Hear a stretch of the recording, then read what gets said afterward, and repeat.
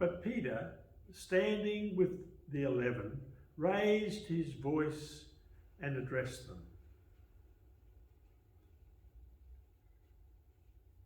You that are Israelites, listen to what I have to say. Jesus of Nazareth, a man attested to you by God with deeds of power, wonders and signs that God did through him among you, as you yourselves know. This man handed over to you according to the definite plan and foreknowledge of God, you crucified and killed him by the hands of those outside the law. But God raised him, having freed him from death, because it was impossible for him to be in its power. For David says concerning him, I saw the Lord always before me, for he is at my right hand, so that I will not be shaken. Therefore my heart was glad and my tongue rejoiced. Moreover, my flesh will live in hope, for you will not abandon my soul to Hades, or let your Holy One experience corruption. You have made known to me the ways of life. You will make me full of gladness with your presence. Fellow Israelites, I may say to you confidently of our ancestor David, that he both died and was buried, and his tomb is with us to this day. Since he was a prophet, he knew that God had sworn an oath to him that he would put out of one of his descendants on his throne. Foreseeing this, David spoke of the resurrection of the Messiah, saying, he was not abandoned to Hades, nor did his flesh experience corruption. This Jesus, God raised up, and of that all of us are witnesses. This is the gospel of the Lord.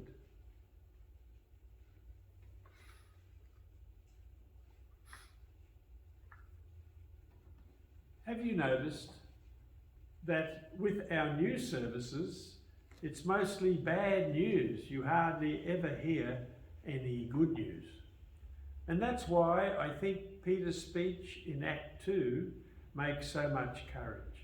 A little over 40 days prior, Peter had denied he had ever knew Jesus. There is no evidence he was present at Jesus' crucifixion.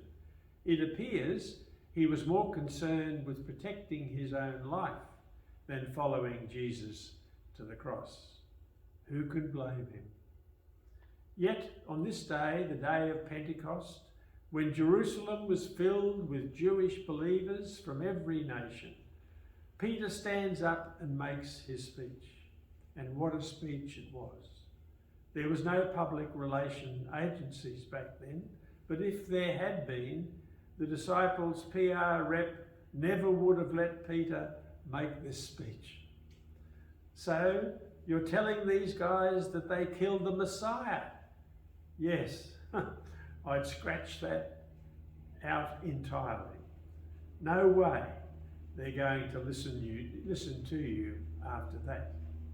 But Peter's message was not a message of judgment. It was a message of hope. It sounded like the worst kind of news, but it was actually amazing good news. In Jesus' resurrection, Peter had discovered the unshakable hope of God, and that hope was the source of his courage. Look at what Peter actually said about Jesus in verses 23 to 24.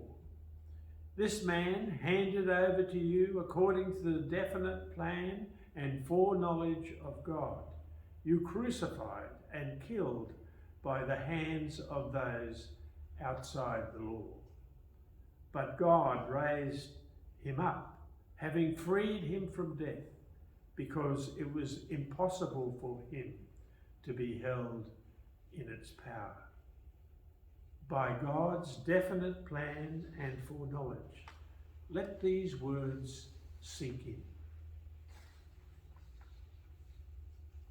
God had a plan from before the foundation of the world to let Jesus offer his life as a perfect sacrifice for humanity, to destroy the power of death and heal our separation from God, to open the way to eternal life for us. Life was always God's plan. Victory was always God's plan. So it was impossible for death to keep its hold on him. And to prove his words, Peter reveals to them that King David's vision of a future Messiah, prophesied over 1,000 years earlier, was about Jesus of Nazareth, the man they had put to death. This vision filled David with confidence, hope and joy. If we understand the plan of God, if we understand the truth of the resurrection, it would fill us with confidence, hope and joy too. The truth of the resurrection fills us with confidence in the future. That's the first insight we get from today's Bible passage. Peter and the disciples had only recently seen Jesus ascend to heaven. He left them behind. They didn't have a leader. They didn't have a plan. They were still in danger of persecution from the religious and political leaders in Jerusalem, but they weren't living in fear anymore. They had seen God's plan for humanity. They had seen the resurrected Jesus. That's the source of our confidence too. We are not serving a dead prophet, but a living God.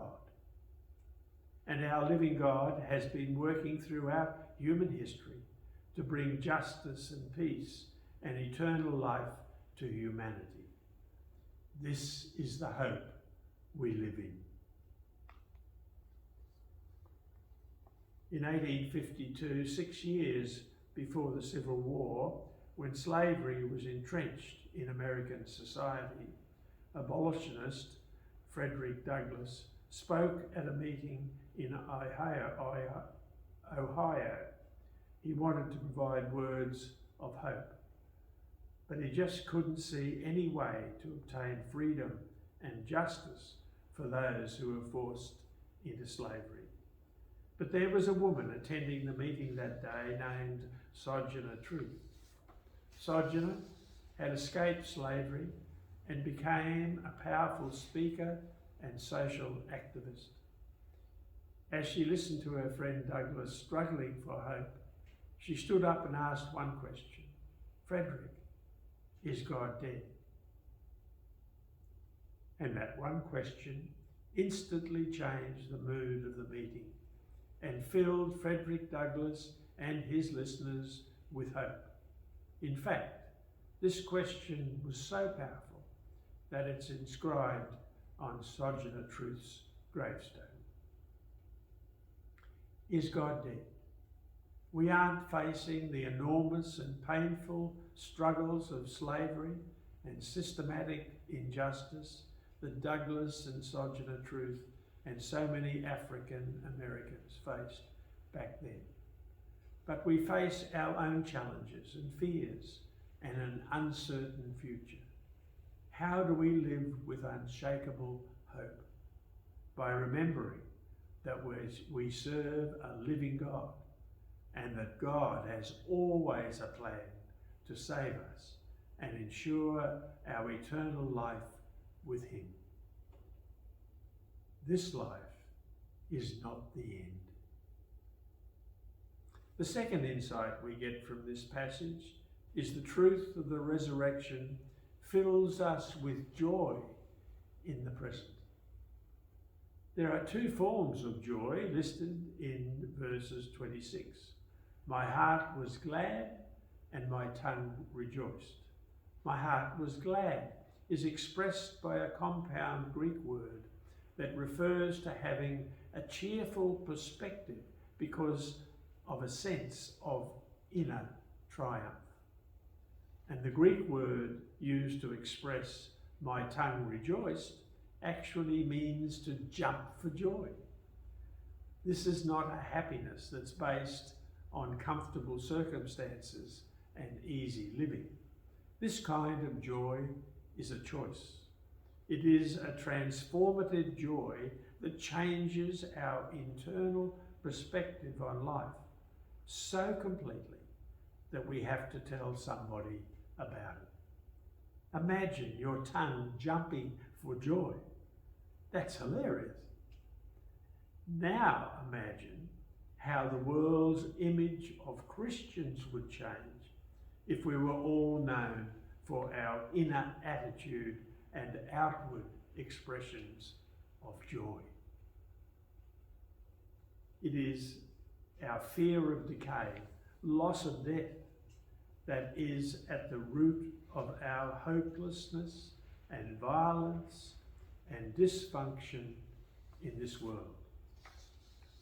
What's the point of loving anyone or striving for anything excellent if everything that is precious and loved in this world will eventually decay and die? But Jesus defeated death once and for all. It was impossible for death to keep its hold on him. His sacrifice brought us restoration and eternal life with God. If we keep that truth in our mind, it makes every challenge and heartbreak we experience in this life more bearable. A minister shares a story he heard about a woman who was volunteering at a refugee camp in El Salvador.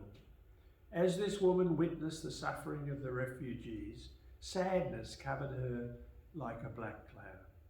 She couldn't see any hope for their future, until a refugee woman asked her why she looked so troubled. She pointed to the challenges the refugees were facing. The woman said that every time the refugees had to move to a new camp, they created 3 committees: a construction committee, an education committee, and a committee of joy. This 3rd committee had the job of celebrating what is good in the present moment and pointing the refugees towards a hopeful future. The refugees made a choice to trust God and to live in hope. And the final insight we get from this passage is that the truth of the resurrection motivates us to live in hope. Let's look at verse 26 again. It reads, "Therefore my heart was glad and my tongue rejoiced. Moreover, my flesh will live in hope." The Greek word used here for rest in hope can be literally translated as to pitch a tent in hope or to dwell in hope. The word is only used 4 times in the Gospels. The other 3 times it's used, it refers to birds building their nests. In essence, it's saying, because I know the Messiah, I can make my home in hope. You may remember a man named Terry Waite. Terry Waite is a British man who once worked as an envoy of the Church of England. He negotiated for the release of British hostages being held by the hostile governments around the world. In 1987, while negotiating for the release of hostages in Lebanon, Terry was taken hostage and forced into solitary confinement in a Lebanese prison. He spent almost 5 years in solitary confinement. He was beaten and barely fed enough to stay alive. He says that he kept his sanity by praying an ancient text from the Book of Common Prayer and celebrating the Eucharist or Holy Communion every day with a tiny scrap of bread and water he saved from his meals. Imagine that. He found a way to worship God under the worst circumstances. In an interview after his release, Terry was asked what he had learned from those years of suffering. One comment stood out to me particularly, he said. If you have faith, you will not be destroyed, and you will find that you can live in hope, not just for this life, but for the dimensions that lie way beyond this life. If you have faith, you can live in hope. That is the vision of God granted King David almost 1,000 years before the birth of Jesus. This is the vision God granted Peter and the disciples that changed them from timid men and women hiding away from the Roman authorities to men and women who gave up their own lives to joyfully spread the message of Jesus across the Roman Empire. God had a plan from the beginning of creation to conquer death and to give us eternal life with him. And he fulfilled that plan through the sacrificial death of Jesus. Death is defeated. We have nothing to fear. If we understand this truth, we can live in unshakable confidence, joy and hope in this life and forever.